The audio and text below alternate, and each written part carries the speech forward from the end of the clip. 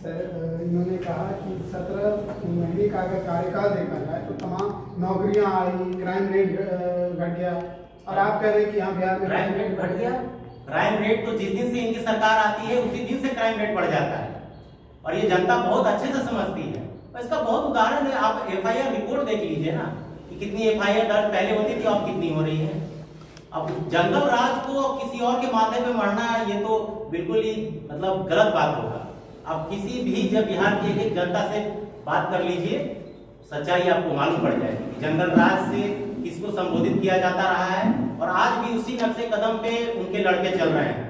ये 2G और 4G की सरकार नहीं और माई बाप की सरकार नहीं है, ये लोकतांत्रिक पार्टी है। हमारे यहाँ लोकतंत्र की बात होती है, यहाँ कोई भी हमारे यहाँ पार्टी में कोई भी आगे जा सकता है। हमारे यहाँ माई बाप नहीं, हमारे युवराज वही बनेंगे, उसके बाद वही बनेंगे। जिस हम देखिए कब से कांग्रेस और भाजपा वालों को सुन रहे हैं, अच्छा लग रहा है, हमारे मित्र इतने अच्छे तरीके से अपने आप को कन्विंस करने में लगे हैं, जनता को कन्विंस करने में लगे हैं।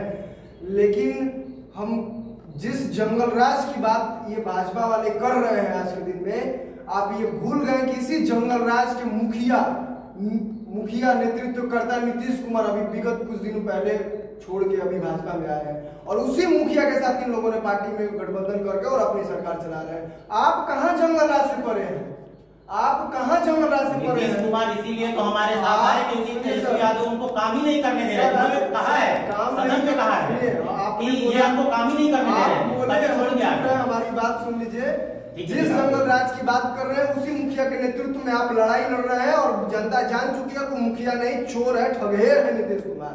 सब कोई जानता है कि जब मन होगा तब पाला बदल लेगा, उसका कोई अहमियत नहीं रह गया है इस पूरे बिहार में, और बिहार नहीं पूरे देश में। दूसरी बात की इन्होंने कहा कि जैसे ये लोग आपसी में एक दूसरे पे आरोप प्रत्यारोप लगा रहे हैं, तो ये आज नहीं, ये आजादी के बाद से जिस प्रकार से कांग्रेस की पार्टी ने लालू यादव को अपने लोकसभा का सीट को निकालने के लिए बिहार को कीचड़ में ढकेल दिया, लालू यादव के हाथ में सत्ता को देकर, ठीक उसी प्रकार से आज भाजपा वालों ने नीतीश कुमार के कंधे पर राइफल रख के और चला रहे हैं। लोजपा के चिराग पासवान के कंधे पे रख के राइफल चला रहे हैं। इसी बिहार को ठीक उसी प्रकार से भाजपा वाले भी, मोदी जी भी यहाँ के लोगों को कीचड़ में ढकेलने के लिए ये काम कर रहे हैं। ठीक दोनों एक ही सिक्का के दो पहलू हैं। जनता को कब समझ में नहीं आ रही, जनता को सब समझ में आ रही है। बस आरोप प्रत्यारोप, कांग्रेस वाले तो आप इसलिए आरोप लगा रहे क्योंकि आज वो सत्ता में नहीं है। ऑफकोर्स जो सत्ता में नहीं रहेगा वो विपक्ष पे आरोप लगाएगा, जो सत्ता में है वो विपक्ष पे आरोप लगाएगा। आप देख लीजिए कि भाजपा वाले कम से कम 3 लाख ऐसे रेड विपक्ष पे लगाए हैं, जो जिनमें से 50% बेबुनियादी है। नहीं, आंकड़ों पे आते हैं। अभी सर ने आंकड़ों पे बात किया है, तो जब से भाजपा की सरकार आई है तब से तकरीबन 3000 रेड हुए हैं, 3 लाख, और 95% जो रेड हुए हैं वो विपक्ष के कार्यकर्ताओं या नेता लोग उनके हो गए। अब आते, अभी आपने एक बहुत अच्छी बात कही कि आपने कहा कि चिराग पासवान के कंधे पर रख के गोली चला रहे हैं। उनके पार्टी के आज कार्यकर्ता यहाँ पे हैं, नेता मौजूद है हमारे साथ। उनसे हमारा सवाल रहेगा कि सर, जो आपके मुखिया हैं वो नीतीश कुमार को नापसंद करते थे, आज उन्हीं के साथ काम करने को तैयार हो गए, क्यों? ऐसी क्या मजबूरी रही आपकी पार्टी की? देखिए, नीतीश कुमार को नापसंद वो नहीं करते थे, उनकी नीति को नापसंद करते थे। तो सर, नीति को नापसंद करने के बावजूद भी आज उनके साथ काम कर रहे हैं, काम करने के लिए तैयार हो गए, ऐसी क्या? आज कहाँ हम काम कर रहे हैं? बिहार में एक भी हमारा विधायक नहीं है, उस सदन में हमारा एक भी सदस्य नहीं बैठ रहे हैं। ये आप कैसे कह रहे हैं? अरे भाई, समर्थन तो कर रहे हैं ना? नहीं, ये समर्थन आप कर रहे हैं। सुनिए हमारी खुल के मोदी जी का समर्थन, नीतीश कुमार के समर्थन। देखिए, पता है मोदी जी का जहाँ तक बात है, ये पूरा विश्व सकार चुका है कि मोदी एक कुशल नेतृत्व करता है। ये हम नहीं कर रहे हैं। अगर विश्व आंकड़े बताते हैं, भारत छोड़कर के बहुत प्यार आंकड़े बताते हैं कि मोदी जी को एक कुशल नेतृत्वकर्ता में उनकी गिनती है, उनकी बीच में है आंकड़े, और उनके कुशल नेतृत्वकर्ता को देखकर उनके साथ वोटिंग कर कुशल नेतृत्वकर्ता को देखकर चिराग पासवान नहीं बने हैं। चिराग पासवान को भी राजनीति का बहुत कम अनुभव रहा है, 40 नहीं 40 सीट कम अनुभव के वजह से भाजपा वालों ने फायदा उठा रखा है। चिराग पासवान के कम अनुभव के वजह से भाजपा वालों ने फायदा उठा रखा है। उनको अभी समझ नहीं आ रहा है कि किस ट्रैक पे चलना चाहिए। अगर फर्स्ट वन की बात करते हैं चिराग पासवान, तो अभी से भी चिराग पासवान को ज्ञान होना चाहिए कि बिहार के हित के लिए किस पंथ पे चलना और किस पद पे चलना है। अच्छा, आपसे सवाल आप बताएंगे, आप क्या इस बार आगामी चुनाव में प्रशांत किशोर चुनाव में आएंगे? नहीं है, बिल्कुल संगठन ही नहीं, संगठन बनाने के लिए ही तो तैयार हुए हैं। आज आएंगे नहीं आने तो वाले केजरीवाल जी जैसा केजरीवाल जी संगठन बनाने के लिए ही प्रशांत किशोर यहाँ आए हुए हैं। और प्रशांत किशोर एक गॉड गिफ्टेड आदमी है। No one like as Prashant Kishor in India.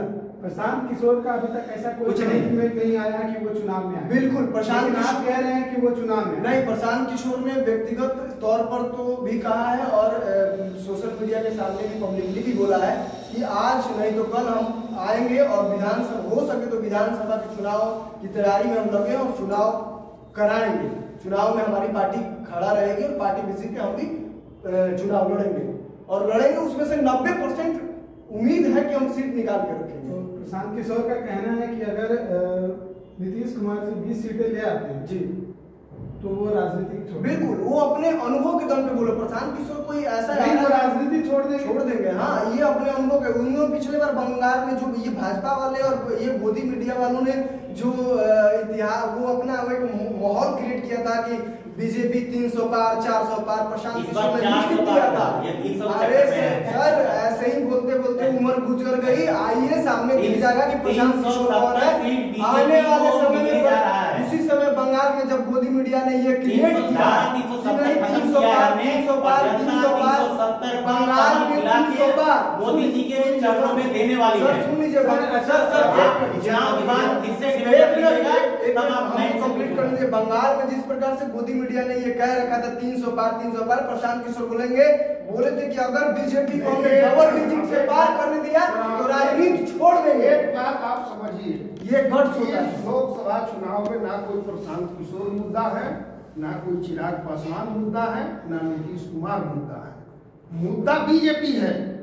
इस देश में महिलाओं की रक्षा का मुद्दा है, जो आपने मणिपुर में देखा। इस देश में किसानों की रक्षा का बात है, जो आप अभी दिल्ली में देख रहे हैं कि सीने पर किसानों की गोली चलाई जा रही है। यही किसान कांग्रेस हरियाणा पंजाब में बाकी पूरे भारत में किसान नहीं भैया, पूरे भारत में तो अब बिहार के किसान को लड़ाकू नहीं है ना। क्यों नहीं? इसका नतीजा है कि आप किसानों को बेवकूफ बना रहे हैं। खालिस्तानी लोगों द्वारा फंड देके वहाँ पे धरना कराया जा रहा है। सुन लीजिए, ये बिल्कुल आज हर बार जब चुनाव आता है ये किसान आके धरने पे खड़ा हो जाता है। की तरह इतना हल्ला कीजिएगा तो कैसे काम चलेगा? आप अपनी तेज आवाज के सामने दूसरे की आवाज को दबाइए मत, सुनिए। तो कहने का मतलब है कि किसानों के सीने पर गोली चलाई जा रही है, इधर उधर पैर में गोली नहीं मारा जा रहा। मौत हो रही है किसानों की दिल्ली में। रोजगार का सवाल है नौजवानों का। आप देखिए, अगर तेजस्वी अगर रोजगार दे रहा था, महागठबंधन की सरकार रोजगार दे रही थी, तो इन लोगों के पेट में दर्द हो रहा था। एन केन प्रकरण सीबीआई ईडी पता नहीं कितने तरह के लोग जांच रखा है, जिससे लोगों को भयभीत करके पलटी कराने का काम आपने सुना था। जो आदमी किसी भ्रष्टाचार किसी चोरी के बारे में उसको उजागर करता हो, सीबीआई जिसका नाम लिया भ्रष्टाचार में उस आदमी ने, सतपाल मलिक ने, उसके यहाँ जांच न करके सीबीआई सतपाल मलिक का जांच शुरू कर दी। सतपाल मलिक के ड्राइवर का जांच शुरू कर दी, उनके पीए के, उनके बॉडीगार्ड का, उनके रिश्तेदार का। मतलब इतना परेशान करो कि सतपाल मलिक टूट जाए। और तब तक उसको ईडी सीबीआई से परेशान करना है तो जब तक वो भाजपा में आने के लिए तैयार नहीं हो जाए, जब तक एक फाइल लौटाना पड़ेगा, चाहे वो कोई भी हो। मेरा एक सवाल सुन लीजिए। सबसे पहले, भाजपा के पास ऐसी कौन सी साबुन है, कौन सी सरफ है कि उनके जाने के बाद उनके नेता मैं इसका जवाब देता हूँ। भाजपा ने, आप पता कर लीजिएगा, जो भी जिसके ऊपर पहले से केस चल रहा है, आरोप है, आप बता सकते हैं कि किसी भी ऐसी नेता पे भाजपा ने केस बंद कराया हो? केस चल रहा है, कानून अपना काम कर रही है। भाजपा ने अपने नेताओं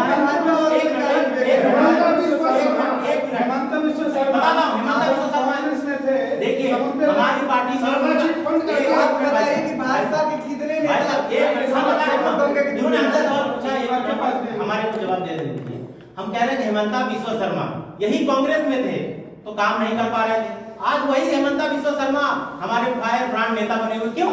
हमारे यहाँ आजादी है काम करने की, हमारे यहाँ डायरेक्शन राजघराने से नहीं आता है। आज हेमंत विश्व शर्मा आसाम में इतना डेवलपमेंट का काम कर रहे हैं। सर सवाल देखिए हमारे यहाँ उस पार्टी उसी आदमी का स्वागत किया जाता है जो हमारी विचारधारा को मानने को तैयार है। राहुल गांधी का भी स्वागत है हमारी पार्टी में।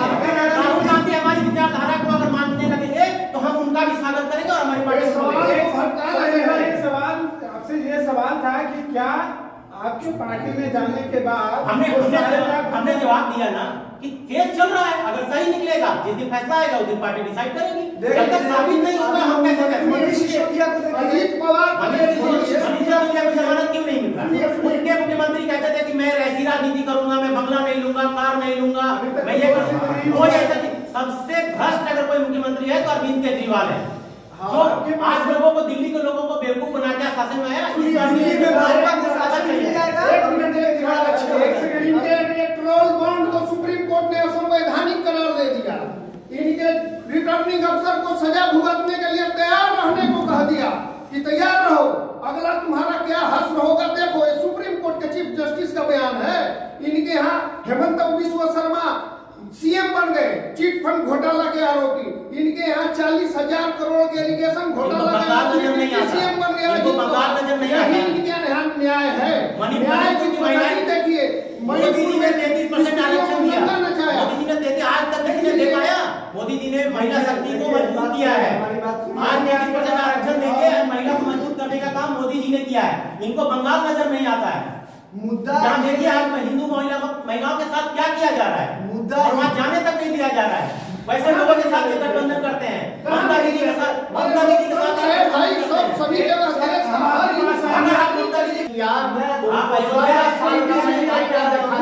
एक